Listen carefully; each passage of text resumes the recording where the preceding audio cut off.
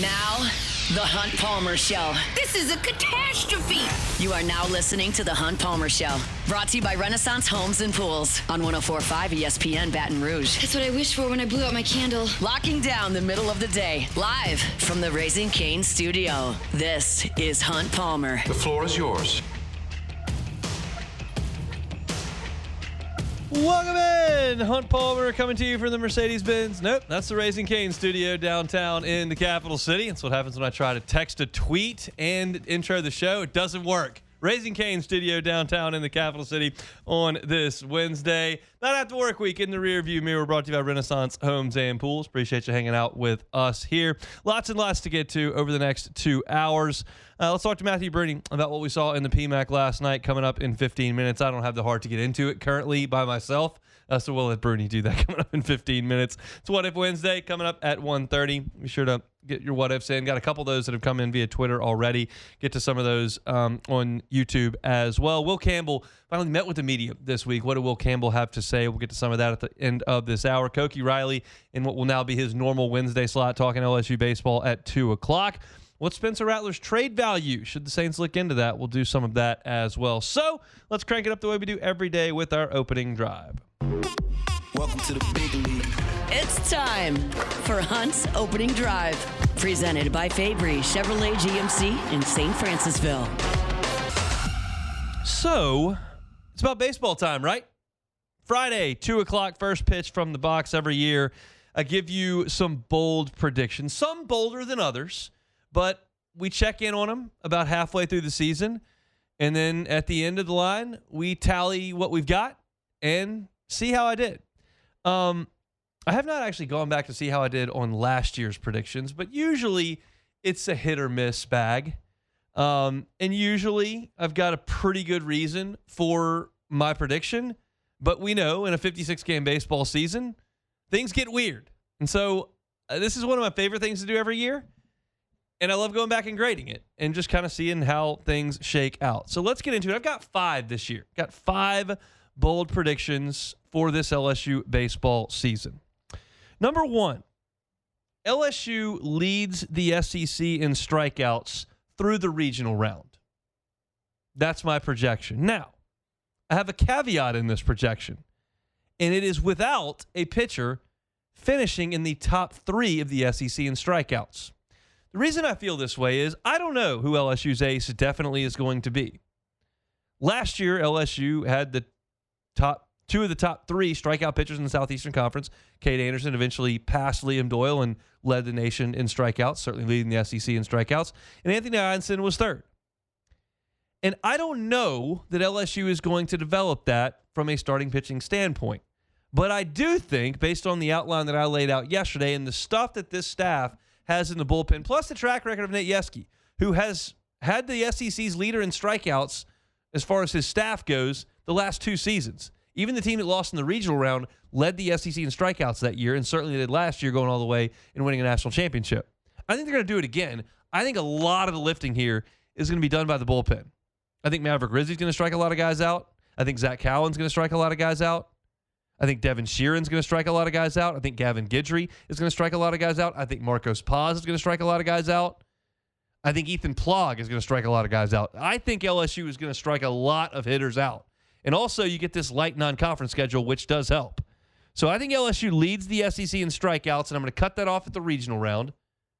And I think they're going to have it do that without having a pitcher in the top 3 in the conference in individual strikeouts. That is bold prediction number 1. Number 2, I think LSU will have 4 pitchers on this team with multiple saves this year. Last year, you had Cowan, you had Evans, you had Shores, and you also had one more pitcher with multiple saves. I'll let you, if you're driving around, think about that. But Cowan and Evans were your 2 bullpen horses really all year, and then Shores took over. Those 3. There was a 4th that had multiple saves. It was Anthony Ianson. He had a save in the SEC tournament against A&M, and then he closed out the regional against Little Rock with a save. Hit 2. Now, I'm not banking on that. I think there are going to be 4 dudes out of this bullpen that just based on matchups and based on the way LSU pitches and the fact that I don't think there's a designated closer. I think there's just a lot of bullpen weapons. I think you're just going to have a lot of different guys close out games. And I think you're going to have 4 pitchers with multiple saves. You did last year, but one of them was a starter who was sprung into that duty late in the season twice. I think you'll have 4 dudes get it done this year. So, again, something that happened last year, just like leading the SEC in strikeouts. So not out of the question, but I do think the structure of the pitching staff lends itself to a little bit of a different way to do things, and these 2 predictions indicate that. Let's stick with pitching. One more pitching, and then I got 2 on the offensive side. I think Cooper Moore will make 10 starts in SEC play. That's all 10 weekends. I'm not convicted in that with Case and Evans just yet. I'm not convicted in that with William Schmidt or Cooper Williams.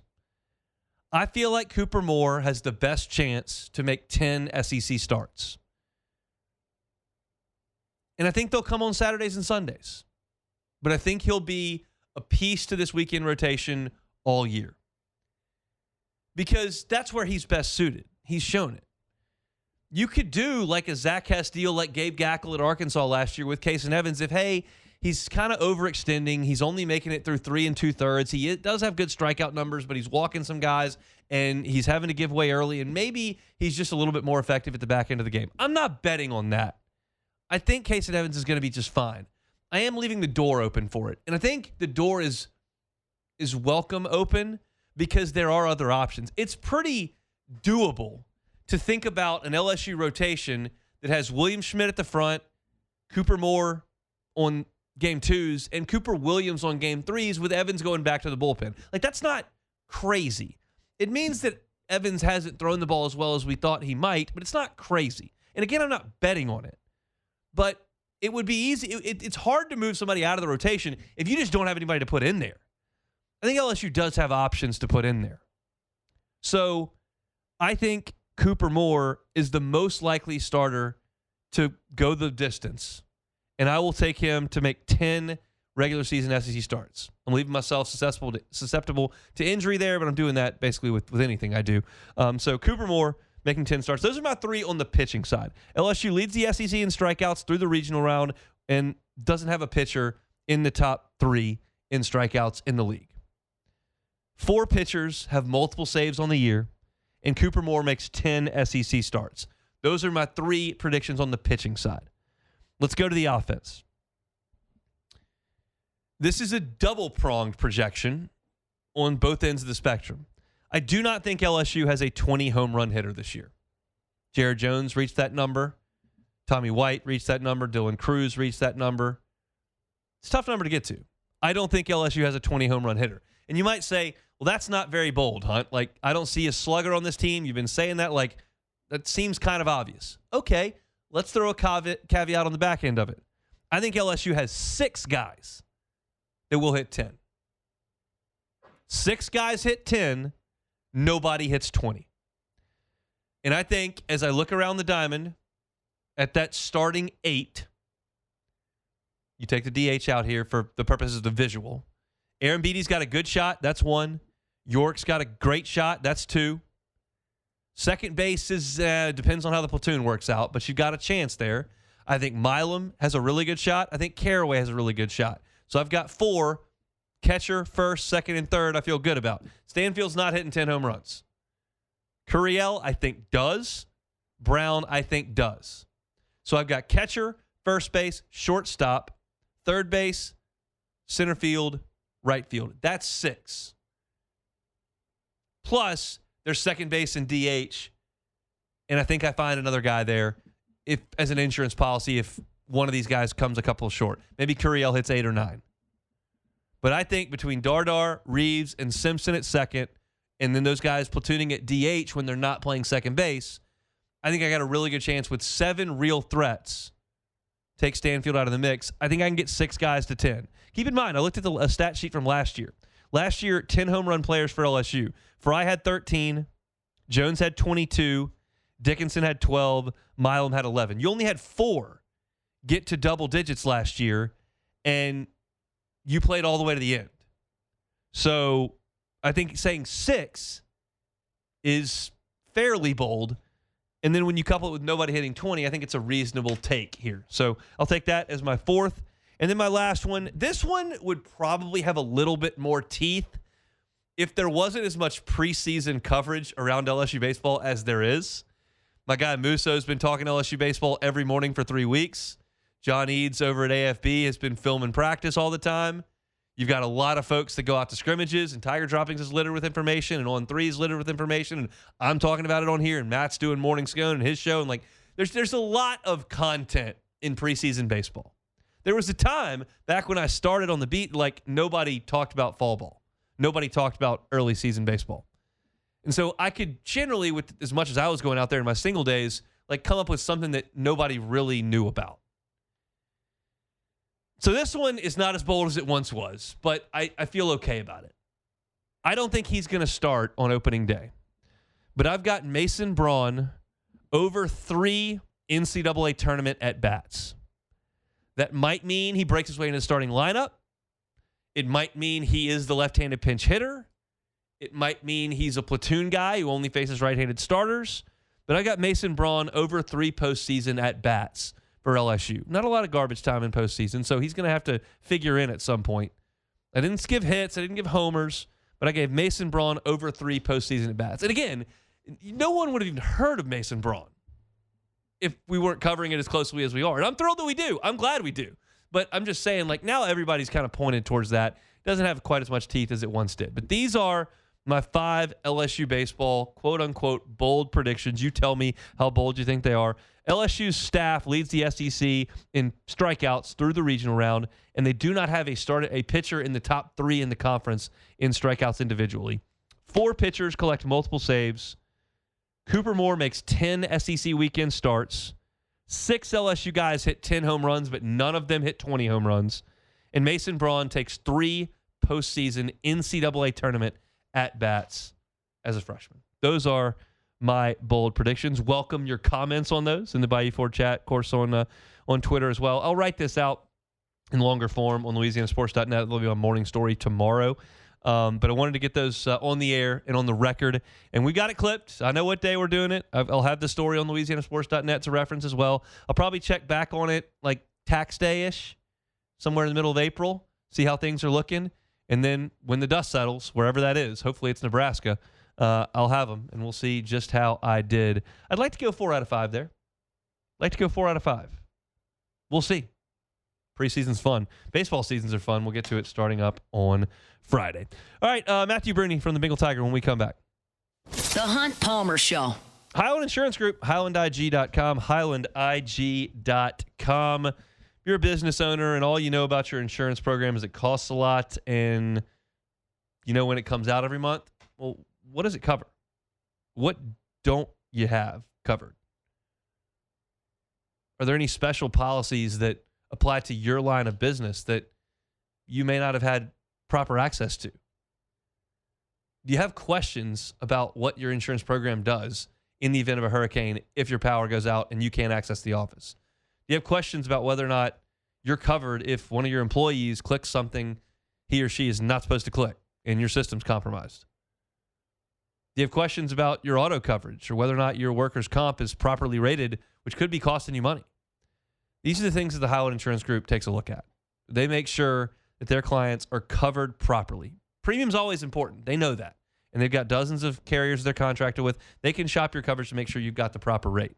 But the coverage is the most important part, because the last thing you want to do is spend significantly on insurance premium up front, and then you don't have coverage and you're having to pay an uncovered claim on the back end. That's what you can't have. Call Jonathan Carbo and his team at the Highland Insurance Group or find them online at HighlandIG.com. This is the Hunt Palmer Show, brought to you by Renaissance Homes and Pools.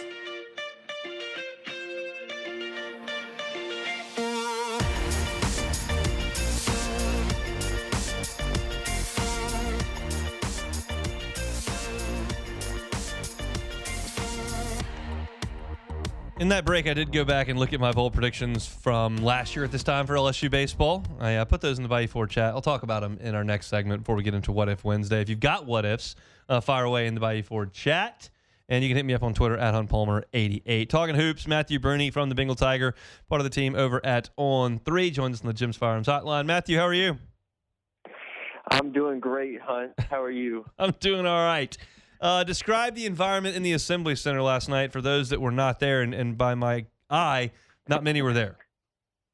Yeah, I don't know how many of the listeners here were in attendance last night, so I'll do a great job at painting that picture of just a dejected, desolate, empty, embarrassed, frustrated group of, 2,000 LSU fans and maybe 1,000 Arkansas fans, something like that. I mean, just really, really empty. And the boos started coming in when you had those sequences, and I don't even know how many people were watching in the second half, but the sequences where they just missed 3 or 4 shots at the rim in succession, and just people started booing. It was really not great there.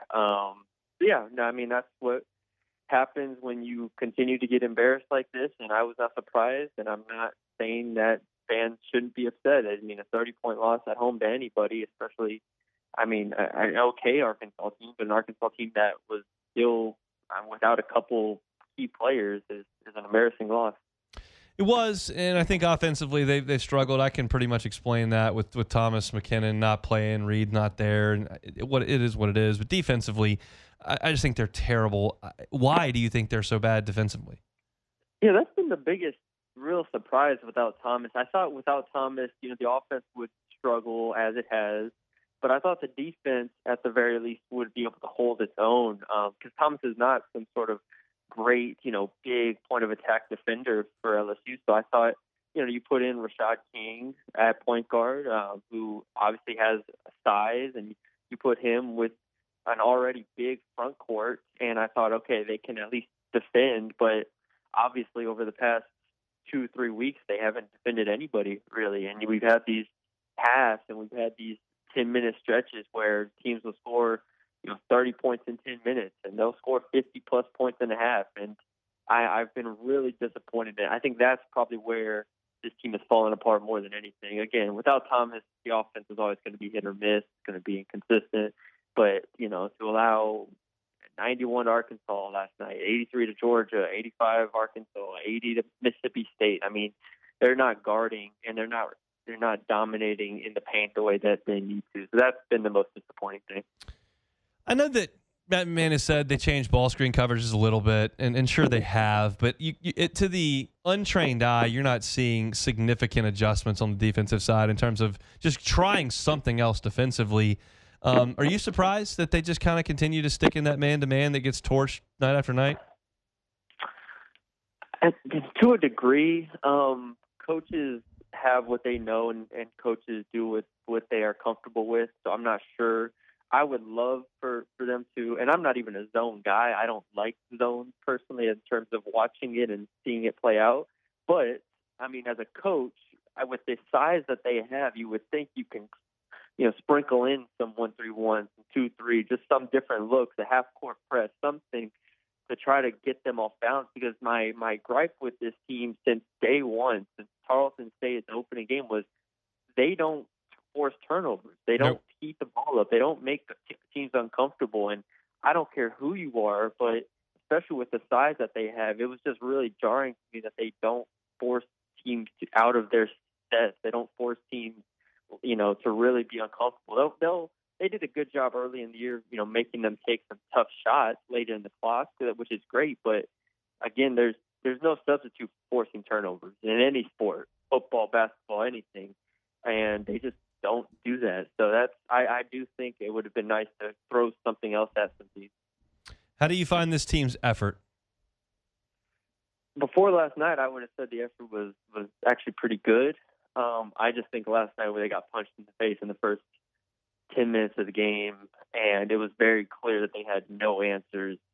I didn't see the effort that I had seen before, and I think that game and the Mississippi State game were really, really alarming in terms of where the effort level was. Again, when they go on the road and they play these good teams, they put up fights, but ultimately in these home games, when they are just not responsive, it's really alarming. So, yeah, I don't know how realistic it is to expect them to continue to play hard with considering everything that's going on. But that last night was the worst it's been. How many more games do you think they win? One. Okay. I don't have the schedule in front of me. Hold on, I have the schedule in front of me. I feel like the next three don't look good. No. But like I said, they play well on the road, I feel like, a lot of times. So maybe the Ole Miss one on the road. Ole Miss has struggled. That may be the one that I pick. I know they have Oklahoma at home, but I don't know at this point. I think they'll get one. Just now, unless if Max McKinnon is out for a sustained amount of time, then no, there's no hope. Yeah, without him offensively, they can't keep up, and we already know what the defense is. So that's that on men's basketball at this point. Pretty big one coming up on Saturday in the Assembly Center, LSU in South Carolina. How big is it, considering these two teams figure to be around pretty late in the NCAA tournament? But what does a regular season between the two mean? It doesn't mean a lot in terms of an SEC title. Now, LSU can play spoiler. I think LSU is on the outside looking in terms of the SEC title race. They can play spoiler to South Carolina in that regard and kind of knock them down a peg. But I just think in general, this is kind of what sports is about here. This game, like this, no matter what sport you're talking about, you have two iconic coaches. You have two programs that clearly have a disdain for each other. They have history with each other. I mean, we remember the fight from a couple years ago in the SEC tournament. Every game, every press conference, this is like a real rivalry. And this is something that every game, whether it's at LSU or it's in Columbia, like these teams get up for. And at the same time, LSU hasn't beaten them. So this is where, if LSU doesn't win this game, I'm looking at, Mulkey and this program and like, are you ever going to get over this hump? Because this feels like your best chance. And I think earlier in the week they were favored by about 2 points. Like, I think this is a real coin flip game. I think if LSU plays well, it can win. But this is going to be a really, really fun matchup. Do you think LSU wins? I do. I picked LSU before the conference season to win this game. I think they have a lot more depth. South Carolina has been dealing with a couple of injuries. I'm going to monitor to see if they're back on track to play in this game. But I think playing at home is obviously huge. And I think just the way LSU, I expect Jada Rashard to play better. I expect Phil Wiley to be able to be up for. That's another element of this whole thing is Phil Wiley going from South Carolina to LSU. I expect her to play well, and I just think Michaela will be the difference here. So I think LSU gets the win, but it's going to be a heck of a game.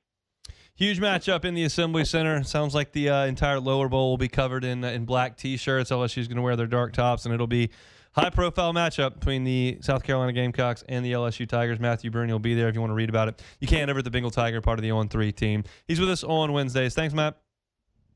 Thanks, Matt. That is Matthew Brune with the Bengal Tiger, part of the team over at On3. Our Wednesday show is brought to you by Renaissance Homes and Pools, built by Renaissance.com. BuiltByRenaissance.com. You can go to BuiltByRenaissance.com and you could fill out the contact us portion of it, and that'll go directly to Joey Blanchard. But what you can also do is send him a text message. Send Joey a text, 225-252-7745. Again, 225-252-7745. Looking for the pool of your dreams? You can get it from Joey Blanchard and the team at Renaissance Homes and Pools. They can also do outdoor kitchens. And if you're looking for the home of your dreams, your forever home, well, Joey does that as well and is happy to do it. Been building in Baton Rouge for a long, long time. He can even do the whole thing, pool, outdoor kitchen, and your house, if that's what you're looking for from them. You're with the owner of the company every step of the way with Joey Blanchard and the team at Renaissance Homes and Pools. He's there for the consultation. He's there from the design, there for the dig, obviously there for the finish. He's the owner of the company. He takes pride in his work, and he's done it for dozens and dozens of folks around the Baton Rouge area as well. So check him out online at BuiltByRenaissance.com or give Joey a call.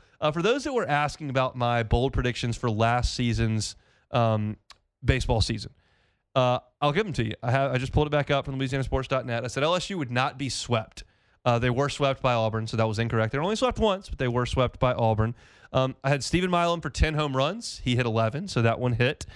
He did not hit for monster power as a freshman, only had 8, and I kind of thought more power would come. He didn't actually hit a lot in the regular season in the SEC. He did hit for some pop, and so he got over 10 with 11. The next one, I said Anthony Ianson would lead LSU in strikeouts. Now, keep in mind, Ianson and Anderson weren't that yet. And I liked Ianson's breaking ball when I saw it. And I was like, that's a strikeout pitch. I think he'll lead LSU in strikeouts. And he didn't. But he did finish 3rd in the nation in strikeouts. So I missed, but it was a decent take, at least. It was rooted in some positivity. And the last one, I had Gavin Guidry and Connor Ware both finishing the season with at least 5 saves. Connor Ware had no saves and did not pitch in the postseason. And Gavin Guidry got hurt and never pitched. So that was a complete whiff. They did use multiple stoppers. They used Kason Evans and Zach Cowan all year, and then they went to Chase Shores late. So there was the thought that, hey, a lefty and a righty here to finish games that can stretch out a little bit and do the last 2 innings. Like, that's the model they went to. I just completely picked the wrong guys. So it sounds like Ware was hurt most of the year. When he did some postseason media, he kind of alluded to that. And then Guidry was literally hurt all year and didn't pitch. So you were coming off a year where Griffin Herron was asked to do everything.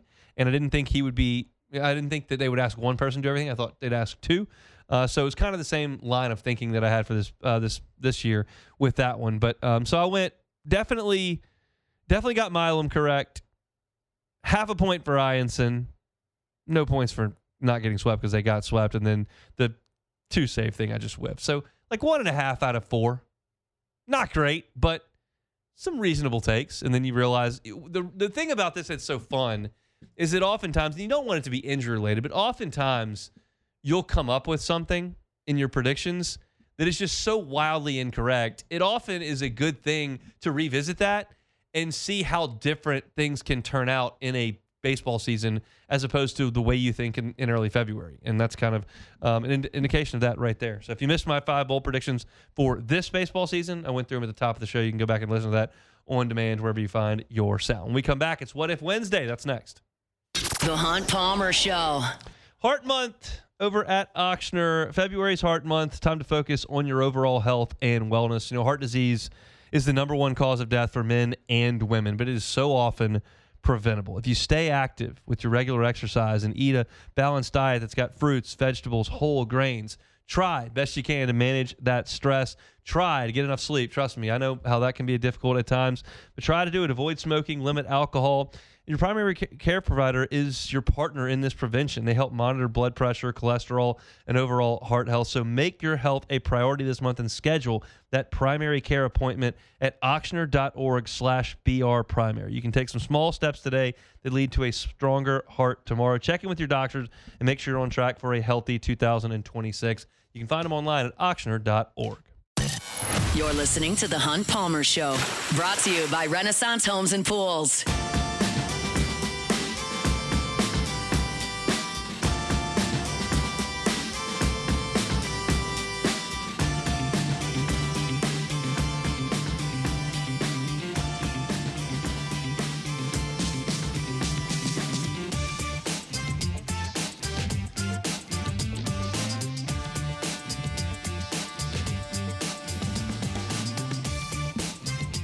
Chugging along here on a Wednesday edition of the Hunt Palmer Show, brought to you by Renaissance Homes and Pools. Renaissance Homes and Pools. Let me remind you about my friends over at Boudreaux's Electrical Services.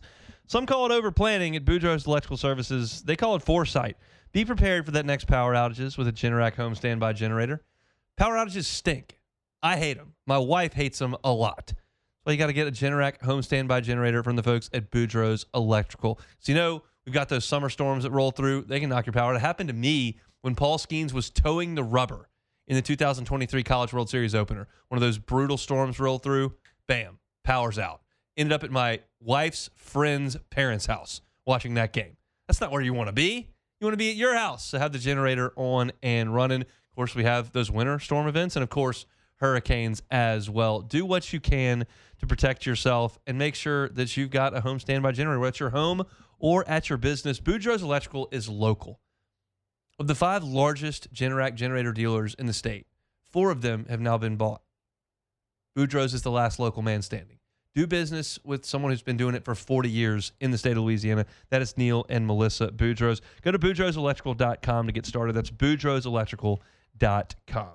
All right, we got plenty to do here over the next 90 minutes. In the second hour of today's show, I want to get into some of Spencer Rattler's trade value talk. Koki Riley is going to be with us coming up in 25 minutes to talk LSU baseball. I want you to hear from Will Campbell a little bit later. But right now, it's What If Wednesday. Time, space, reality.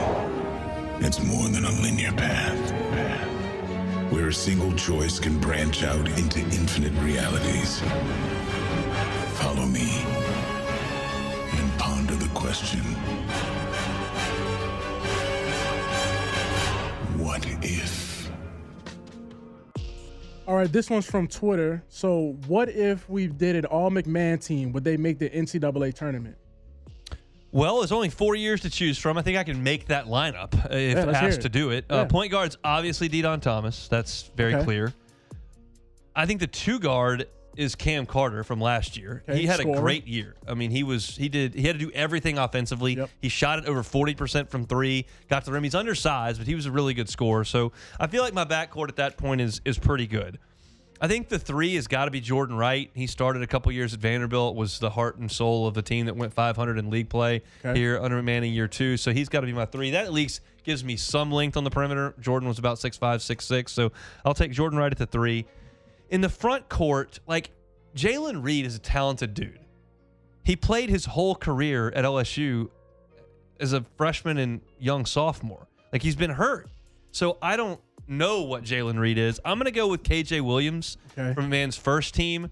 Another guy that had to do everything. He shot the 3 pretty well, did a pretty good job of scoring. Not a dynamic athlete, but he's 6'9" and can shoot. So he's decent.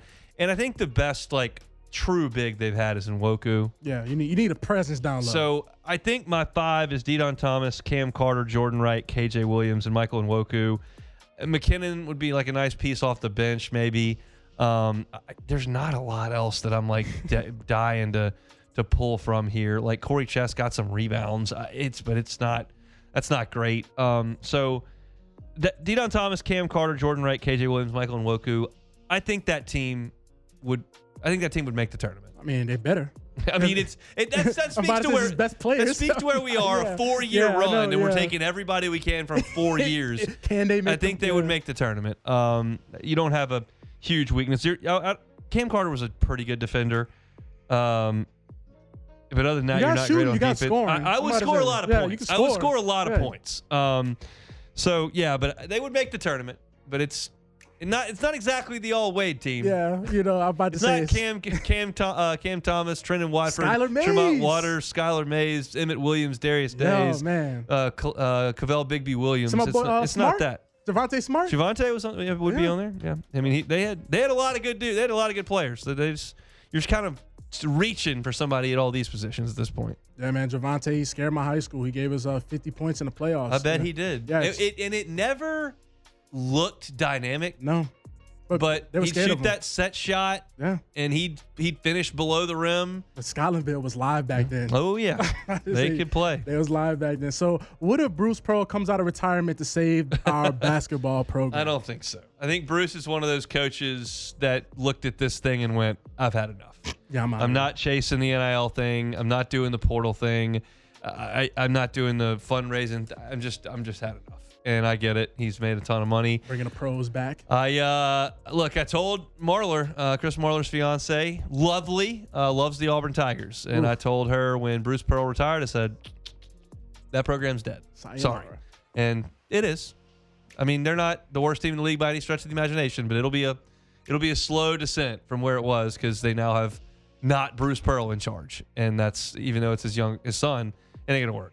Nah, it's not. But, hey, they still lead the league in the best chance. I know that G League dropout, man, that was electric. So what if they played the Super Bowl, the college football playoffs, and the Final Four in one location every year? I have mine, but it's a little biased. Yeah, I mean, New Orleans is the obvious pick there.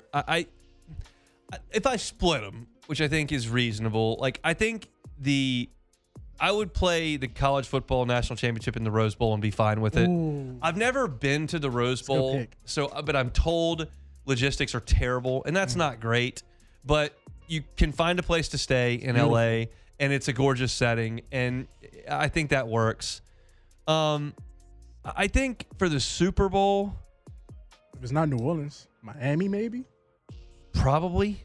I mean, I don't want to go up north. Oh no, sir. Like they've done it. They've done New York. They've done Indianapolis. They've done Minnesota. They've Yuck. done all that, and like it's just not. Won't Doesn't have sound fun. great. I mean, New Orleans is as good as it gets, and everyone said that when we were there last year in terms of logistics. And a lot of folks went out to San Francisco, and like San Francisco is an amazing city, but the game's way the heck out in the middle of nowhere in Santa Clara. It's just kind of tough. New Orleans is the best. Final Four, I'm told Indianapolis works well. Yeah, Lucas basketball. Oil is downstairs, is downtown. Like I wouldn't even have a problem if they put the Final Four in Nashville. It's a smaller stadium. You're But cooking with that one. Nashville's got a great downtown area that surrounds Bridgestone. It's just not as big an arena. Yeah, food for thought. But I think the most important thing for us is the CFP, and I love it in New Orleans. Yeah, it just for LSU wise, most definitely, and It's just been so nice for me. I've been there in different capacities. I was a sophomore in high school for the Oklahoma game. I was a sophomore in college for the Ohio State game. I was on the beat for Alabama, and then I was on the radio broadcast for Clemson. But it was so nice, and this applies to a very small subset of the fan base. I get it, because most people watch on TV and aren't there. But to be able to walk out of the dome to the hotel or to a bar like that, as opposed to like, okay, we're at the Uber? Rose Bowl. Where do we Yeah. go now? We have to sit in traffic on the interstate. Like we're in Santa Clara. What do we do? Like even if you're out in Arlington, I went and watched LSU play Oregon and A&M in Arlington. You walk out of the stadium, it's like, well, where do we go now? Like Dallas is 40 spaced out miles for real? this way. Oh, Yeah, okay. it's way out in the middle. They've done a decent job of building some stuff around it because the Rangers are out there. Yeah. But like it's not a bustling part of the city. Yeah, like So, New Orleans, you can just you hit just walk anything. right out of the Yeah. CBD into the quarter and you're like there. So that's cool. So I don't know. And I know when you was there, you just felt how live the city was. You could literally feel the heartbeat of the city during the Super Bowl. And was amazing. it's awesome. So what if you go play with one partner in the Pebble Beach Pro-Am? So that's this week. They're at Pebble and they play with you got the amateurs, which a lot of times are celebrities, and a lot of them are like CEOs of huge sponsors. We get to play with one pro. I think I would pick Rory McIlroy. Okay. Like Scotty Scheffler's the best Rory. player. Scotty's the best player, but Rory is one, awesome, and two, I think would talk. Like I think I could get him to talk about live. I think I could get him to talk about winning the Masters. I think Rory's got more stories to chat about as opposed to watching Scotty Scheffler just laser bombs in the fairway and at the pins all the time. Okay. That's probably my pick. Like Jordan Spieth is in the mix as well. And then you got like guys like Max Homa that are just funny.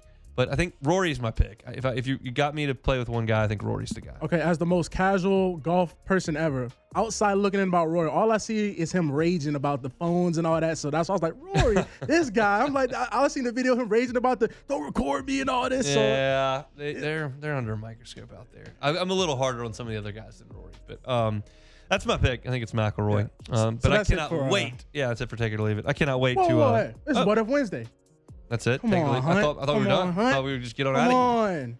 So I've gotten the sponsor of the studio wrong and the Wednesday middle of the show segment wrong. So we're off to a blazing start here for the first 45 minutes. Let's see if we can get to the finish line. Koki Riley in 15 minutes.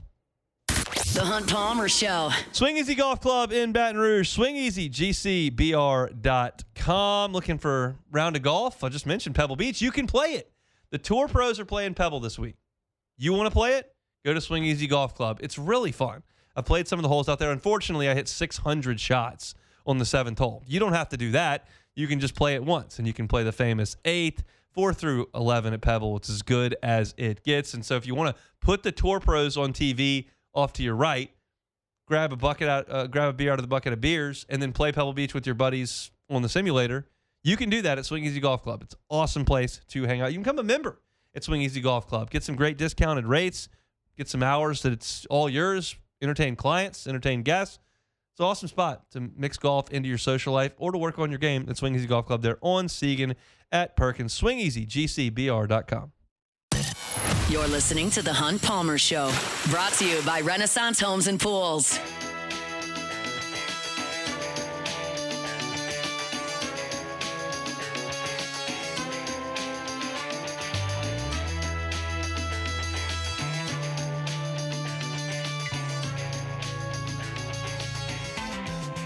Wednesday show is brought to you by Renaissance Homes and Pools, built by Renaissance.com, built by Renaissance.com.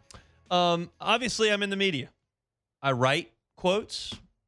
I play quotes, talk about them. And I think in some instances, they're very important. I think sometimes we need to hear from coaches. I think sometimes we need to hear from players. I think sometimes we should hear from officials, which we don't. And you also know that there are times where I don't find answers to be compelling or necessary. I'm not one of these folks with a journalism degree who uses it and works in the media that just demands accountability at all times from everyone involved. And I'm telling the story, you give me the story, and I'll put the story. Like I'm just not wired quite like that. I'd rather let the scoreboard talk. I'm interested in the games. But we talked about Will Campbell earlier this week, and he had a tough go in the Super Bowl, no question about it. And he didn't speak to the media after that. And I told you on Monday that I wish he had spoken to the media. It's okay that he didn't. Let's not make a habit of it. I'm not going to go nuts here, but I wish he would have.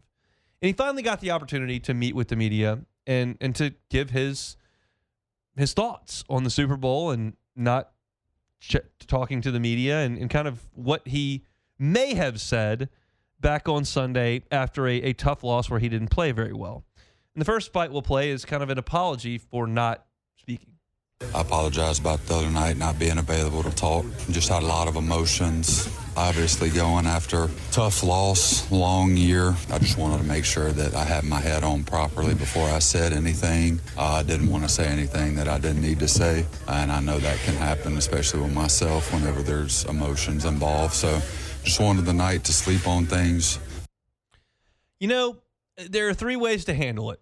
The worst way to handle it would be to talk and to make a fool out of yourself. That's the worst thing you could do. The second worst thing is to not talk at all. And the best thing to do would be to talk and to do so reasonably. And if Will, in that moment, at the biggest game of his life, biggest moment of his professional life, and it may be the last time he ever plays in a Super Bowl, didn't feel like in that moment he was mentally equipped to say the things he needed to say, I'm okay with the rookie in the league bowing that one out. A 14th year quarterback, I probably need you to talk after the Super Bowl. I probably need that. A rookie left tackle, I'll forgive him for that one because he's come back, apologized, and said, look, I didn't know if I could do it properly. And you know what? Again, that's not the best way to have handled it, but I think it's completely reasonable for Will to have done that. Now, he spoke to some of the struggles that he had in the postseason. I was picked high, paid a lot, so people expect a certain thing, and I expect more myself. So whenever I don't perform, I don't expect, everyone to be like, it's okay, buddy. I mean, obviously it sucks, but it doesn't suck for anyone more than it sucks for me. That's a great answer. I mean, and that's the Will Campbell I have heard from in LSU media availabilities. I'm not even going to pretend to know Will Campbell. He might be able to point to me and say, yeah, he was in the media. He certainly wouldn't know who I was. Like we have no relationship. But I have spoken to Will Campbell 5 or 6 times. And these are generally the types of answers that you get from him that are thoughtful, that are seemingly sincere. And I believe him that he's got incredibly high standards for him. And he doesn't expect anybody to just pat on the back and say, okay, buddy, you made a bunch of money. You were the 3rd, 4th pick in the draft. Get him next time. Like, that's not how it's going to work. It's not going to work like that in the NFL. He's got to play better than that. And then the speculation was pretty rampant about the injury to his knee. It cost him some time during the season. He came back and didn't play as well as he had before he went out with a knee injury, and he talked about that part of it. It obviously wasn't 100%. I mean, I don't think, when you tear a ligament in your knee, it's not going to be how it was before. But I was healthy enough to go, and, I'm not going to say that it held me back, but, yeah, it wasn't the same as it was before, obviously. Yeah. And I think that's a reasonable thing, too. It's a bad look in the court of public opinion when you don't play very well and you come out and go, well, I'm hurt. Like, nobody really wants you to say that. Like, I would be okay if you say that because people are hurt. You know what happens when you're hurt? Can't quite play as well. It just is what it is. But it sounds like you're making an excuse, and Joe Public doesn't want to hear that from rich athlete. And I get it. Like, I don't care, but most people don't. And Will wasn't going to do that. Same thing, Garrett Nussmeier never did it. And then he came out at the Senior Bowl and was talking to Flynn and Hester and goes, I mean, I couldn't use my torso. Couldn't use my core. And look, it's okay. And Nussmeier was hurt. Couldn't play very well. And Will Campbell was probably hurt. Now, how much of his struggles were because his knee was hurt, and how much is because he's a rookie, and how much is because his arms are short, and how much is because his shoulders aren't as broad as some other tackles, and how much is because he should be a guard, and like how much, who knows? We'll find out. I think they're going to run him back out there at left tackle next year, and if it looks like this postseason, they'll move him. Trevor Penning got moved. It's not that dissimilar. So I'm completely okay with the way that Will Campbell has handled this. Again, it was not my preferred way, but it's perfectly fine. The only thing you can't do is not talk and then bash the media for even trying to get a quote, or open your mouth and saying something ridiculous right after the fact. Like, that's the only stuff you can't do. And for a young player in that emotional state, it's easy to do. So I commend Will Campbell for having the awareness to go, probably not the best thing for me to start talking right now in front of a microphone. And then to come back a couple of days later, give the media his quotes. And I think they were completely reasonable. He knows he's got to get healthy and he's got to play better. And I think he will. I think he will get healthy. I think he will play better. So I think he's a great representative of LSU. I think Patriots fans will appreciate the way he handled himself here. They won't appreciate the way he played, the way he handled himself here. Now you got to take the offseason and go get better. So that's the hope for Will Campbell. We'll come back and talk some baseball with Koki Riley after Sports Center.